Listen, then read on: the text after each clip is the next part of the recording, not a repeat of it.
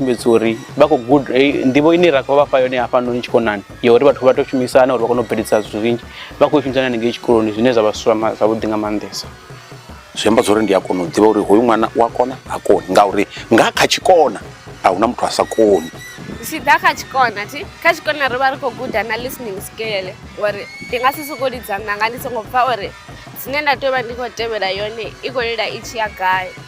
so ndivona uri azvi interfere kachikolo ndiva ndikadikona udziva uri ndikaditotecheresa chikoloni ndikaditomaneja nachifinga ngori nachikona richiridza nditova ro toveya chifinga uri chikotogumapa torari chikonani ndangamburi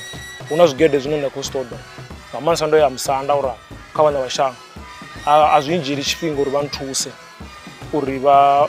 khedu ine ndava nayo vashere murenje uri itanduluwe